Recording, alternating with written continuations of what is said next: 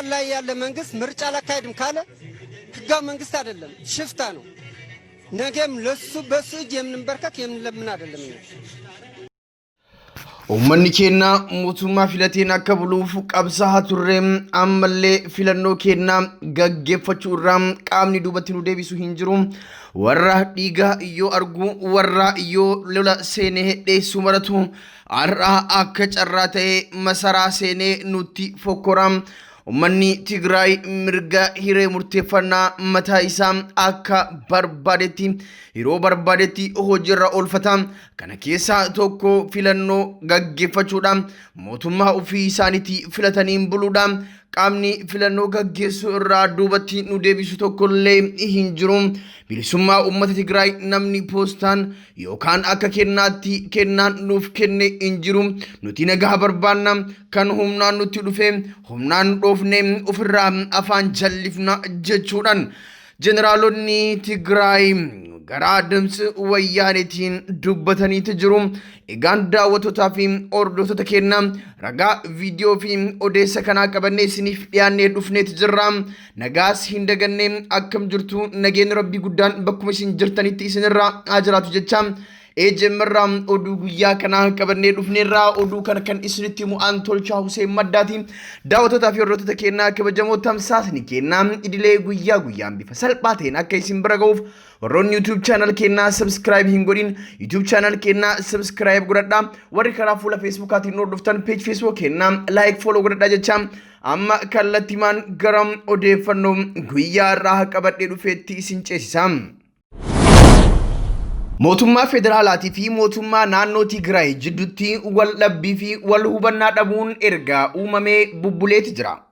TPLF waggoottan 27 Itoophiyaa bulchaa ture yeroo ture keessatti lammiileen Itoophiyaa hedduu miidhuun akkasuma qabeenya biyyattii karaa seeraan alaatiin saamuun isaa ni yaadatama.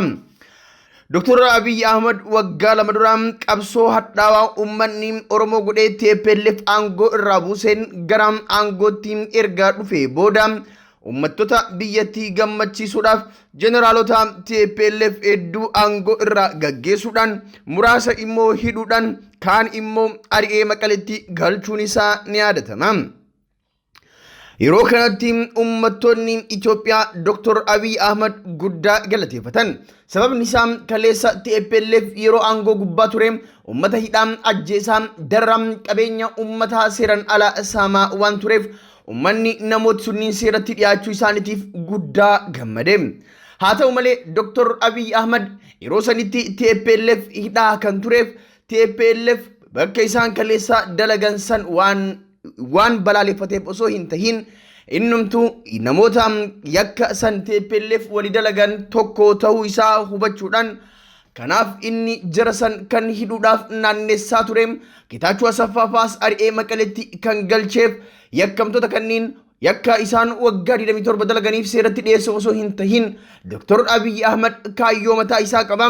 Kaayyoo sirna nafxanyaa Itoophiyaa Minilik deebisee ijaaruu, Itoophiyaa Haayila Sillaasee deebisee ijaaruu waan barbaaduuf Itoophiyaa Haayila Sillaasee deebisee ijaaruudhaaf warra TPLF warra sirna nafxanyaa kana hin fudhanne warra sirna Haayila Sillaaseetii fi sirna Minilik balaaleffatuun keessaa warri TPLF akkasuma ummanni Tigraay hundi isaa warra akka malee sirna nafxanyaatiin miidhaan irra gahedha.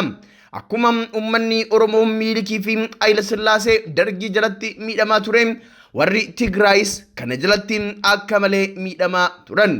Warri TPLF lubbuudhaan lafarra dhabaman malee warra sirna Minikii fi Itoophiyaa Haayila Sillaasee hin fudhannedha. Dr. Abiy Ahmed kana waan beekuuf hooggantoota TPLF irratti tarkaanfii garaagaraa fudhachuudhaan aangoo irraa isaan fageessuudhaan kaan mana hidhaatti ol darbachuudhaan kaan immoo Maqaleetti galchuudhaan sirna nafxanyaa Itoophiyaa Minikii fi Itoophiyaa Haayila Sillaasee Itoophiyaa sabni tokko keessatti guddatu kan sabaa fi sablammoonni biyyattii keessatti xiqqaatan Itoophiyaa sirni nafxanyaa keessatti dagaagu Itoophiyaa sirni federalizimii keessatti laafuu fi Itoophiyaa sirni feudalizimii kan bara Haayila Sillaasee itti leellifamu san ijaaruudhaaf warra TPLF kana fageessaa ture. Asirraa ka'ee waldhabbiin guddaan Dr. Abiyyi fi warra TPLF jidduutti gaggeeffamaa turuun isaa ni yaadatama. Waldhabbiin kun deemee gara lola hamaatti ce'uudhaan yeroo ammaa kana mootummaan federaalaatii fi mootummaan naannoo Tigraay akka malee walitti dhaadataa jiru. Rakkoon guddaan immootu naannoon Tigraay yeroo jedhametti filannoo gaggeessa. Ani seera Itoophiyaa fi akkasuma seera uummattoonni Itoophiyaa tumatan diiguu hin barbaadu. Yeroo filannoon gahetti filannoo gaggeessan ijjennoo jedhu qabatudha. Mootummaan federaalaa mootu yeroon ammaa kun koronaadha. Yeroo koronaa kanatti filannoo gaggeessuu hin dandeenyu. Kanaaf boordiin filannoos erga filannoo dheeressee filannoon dheerateera jechuudhaan mootummaan federaalaa filannoo gaggeessuu fedhii hin qabu. Mootummaan naannoo Tigraay hin mootu abadan du'eetti bada malee aan filannoo hin dabarsu. Mootummaan federaalaa yoo barbaade filannoo gaggeessuu dhiisuu mirga qaba. Garuu an akka naannoo Tigraayitti filannoo nan gaggeeffadha jechuudhaan boordii filannootiin kottu filannoo na gaggeessi jedhee xalayaadhaan gaafachuun ni yaadatama. Boordiin filannoos filannoo gaggeessuu akka hin barbaanne xalayaadhaan deebisee hubachiisuun isaas ni yaadatama. Dubbiin warra naannoo Tigraay fi dubbii mootummaa federaalaa jidduu kanatti wal qabdee yeroo ammaa kana hunduu walitti dhaadataa jira. Dr. Abiyyi Ahmad yeroo darbee hoggantoota raayyaa ittisa biyyaa masaraa isaa irratti walitti qabuudhaan warra Tigraayitti dhaadataa turuun isaa ni yaadatama. Warri Tigraay kan dhaaduu Dr. Abiyyi Ahmadiif garaa hin laafne yookaan immootu hin sodaanne dura dhaabbachuudhaan deebii gahaa deebisuuniif ni yaadatama. Torbaan darbee keessa warri naannoo Tigraay waraana isaanii Stadiumitti walitti qabuudhaan agarsiisa waraanaa gaggeessaa turuun isaanii ni yaadatama. Guyyaarraa gara guyyaatti waraana isaanii leenjifachuudhaaf namni birmadummaa naannoo Tigraay cabsuudhaaf dhufu Dr. Abiyyi Ahmad birmadummaa naannoo Tigraay cabsuudhaaf kan waraana isaa garas bobbaasu kan ta'u yoo taate humni Tigraay ofirraa qolachuudhaaf qophii hundaa xumurataa jira. Qophii kanarratti jeneraalonni fi hoggantooti waraana ol aanoo Tigraay dhaadannoo jajjabaa dhageessaniitu jiru. Uummanni keenya mootummaa filateen akka buluuf qabsaa'aa turre ammallee filannoo keenya gaggeeffachuu irraa qaamni duubatti nu deebisu hin jiru. Warra yoo dhiigaa arguu dheessu hundatu har'a nutti dhaadachuu barbaada. Kun hin danda'amu. Tigraay mootummaa federaalaatii miti Afrikaan guutuun osoo walitti qabamtee kan irratti lola banuuf yaaddu taate Tigraay duubatti hin deebi'u badeetti dhabama. Mirga isaatiif eenyu wajjillee taa'ee hin haasa'u jechuudhaan jeneraalonni kunniin dubbataniitu jiru. በመረጠው መንግስት ሊተዳደር ህዝባችን ታግለናል። አሁንም ቢሆን ምርጫችን የሚያግተን ማንንም ሰው የለም። ያቁናል። ደም ባዩ ቁጥር የሚሸሽ ሁሉ የኛን ምርጫ ለመከልከል በምንም ተአምር አቅምም ኃይልም የላቸውም። ስለዚህ እኛ ምርጫችን ሰላማዊ ዲሞክራሲያዊ በሆነ መልኩ ይካሄዳል። ጀነራሎኒ ኩኒን ኢቲ ደበሉዳን ቢሊሱማ ኡመት ትግራይ ናምኒ ፖስታን ዮካን ኬናፍ ኬኔን ኢንጅሩ ኑቲ ነጋ በርባናም ኑቲ ዲሞክራሲ በርባናም ከናፍ ዲሞክራሲ filannoo dimokiraasii naannoo keenyatti gaggeessuudhaaf halduree hunda xumurree jirra. Kana humnaan nutti dhufee humnaan nu jilbifachiisuu barbaadu yookaan jiraatu taate humni naannoo Tigraay uummata isaa waliin ta'uudhaaf ofirraa deebisuudhaaf qophii hunda xumureera jechuudhaan dubbataniitu jiru. ህገ መንግስታችን በደማችን ያመጣ ነው። ማንም በተሰጥቶ ከኪሱ አውጥቶ የሰጠን አካል የለም። አሁንም ነገም ከነገ ወዲያም ህገ መንግስቱ በደማችን ማጠን በደማችን ደግሞ እናስከብረዋለን። እኛ ሰላም እንፈልገው ጋር እንፈልገው ሰላም ይመጣ በሰላም እናስተናግደዋለን።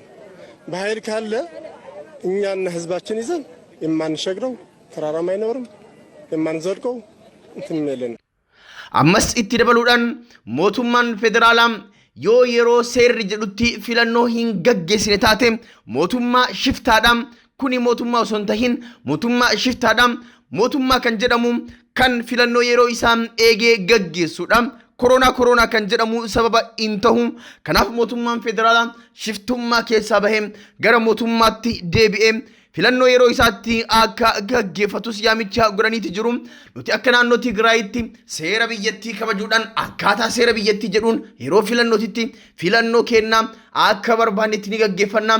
qaamni kanarraa duubatti nu deebisu hin jiru mirga keenya kaleessas qabsoofnee arganne namni mirga keenya nurraa mulquuf dhufu yoo ka jiraatu taate dura dhaabbanna jechuudhaan ergaa isaanii karaa TV ድምጽ ወያኔtiin dabarsaniit jiru እኛ በህጋዊ መንግስት መምረጥ አለብን እንላለን ፌደራል ላይ ያለ መንግስት ምርጫ አላካሄድም ካለ ህጋዊ መንግስት አይደለም ሽፍታ ነው ነገም ለሱ በሱ እጅ የምንበርከክ የምንለምን አይደለም ምክንያቱም ትናንት ያመጣነው ሰላም ለምነን አይደለም መስዋዕት ከፍለን ነው ነገም ከነገ ወዲያም ስድስተኛ ምርጫ ለመካሄድ ከማንም ብሔረሰቦች ግጭት የለንም ትንኮሳ የምንፈጽመው ነገር የለንም ክልላችን ግን ራሳችን የሚያስተዳድረን መንግስት ለመምረጥ ዝግጁ ነን አሁን daawwattoota fi hordoftoota keenya Dr. Abiy Ahmed lolaan warri Tigraay yoo inni irratti bane ofirraa deebisuudhaaf qophee ta'eetiin isa eegaa jiru kanaan kan rifate mootummaan federaalaa akka malee sodaa hamaa keessa galeeti jira